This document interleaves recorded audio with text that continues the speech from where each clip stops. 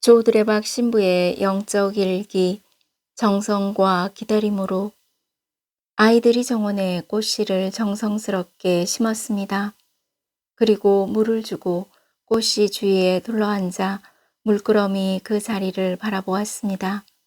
왜냐하면 선생님께서 꽃씨를 정성껏 심고 정성껏 가꾸면 예쁜 꽃이 나올 것이라고 말씀하셨기 때문입니다.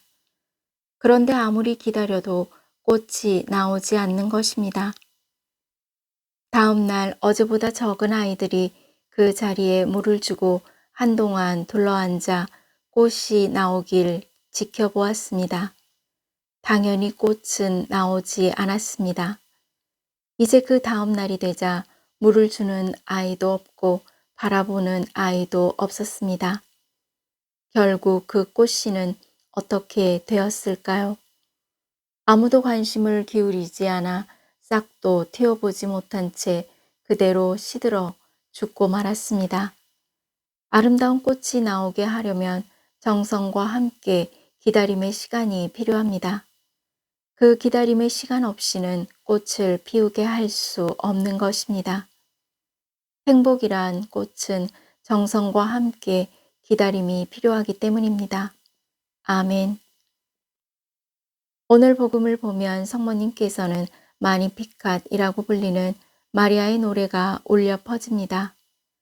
내 영혼이 주님을 찬송하고 내 마음이 나의 구원자 하느님 안에서 기뻐 뛰니 그분께서 당신 종의 비천함을 굽어보셨기 때문입니다.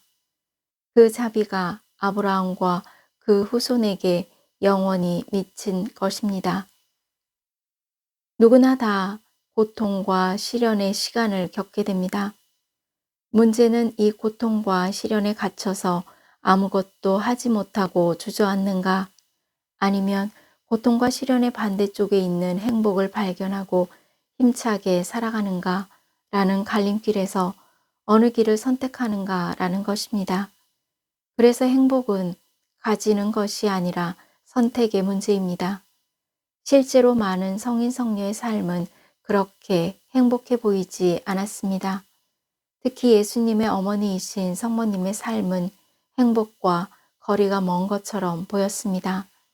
그러나 성모님께서는 엘리사벳을 만난 후에 주님께 대한 굳은 믿음을 통해서 이제 하느님 아버지를 찬미 찬양하게 됩니다.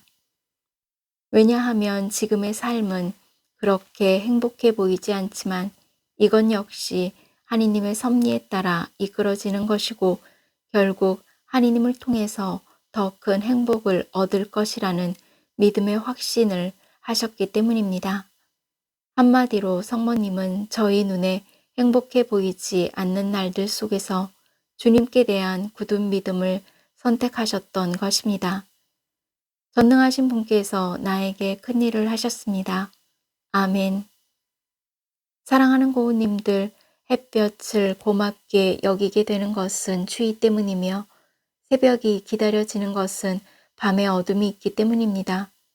그러기에 지금 오늘의 삶이 고되고 힘들다면 그것은 고우님들이 맞을 행복이 더욱 찬란하게 만들어지도록 하기 위함입니다. 따라서 고우님들은 어려움이 닥치더라도 그 어려움의 반대편에는 그만큼의 행복이 있다고 생각해야 합니다. 그래서 행복이란 꽃은 정성과 함께 기다림이 필요합니다. 왜 그땐 몰랐을까요? 지나고서야 그것이 은총이었음을 말입니다. 왜냐하면 기다리지 못하고 조급해하는 때가 많았기 때문입니다. 이제 고통과 시련 반대쪽에 있는 행복을 향하여 정성 어린 마음으로 거룩한 밤과 나를 기다리는 은혜로운 시간을 가져보시기를 바랍니다. 주님을 기다리는 고우님들은 참으로 행복한 사람들입니다. 정성이 담긴 행복한 기다림.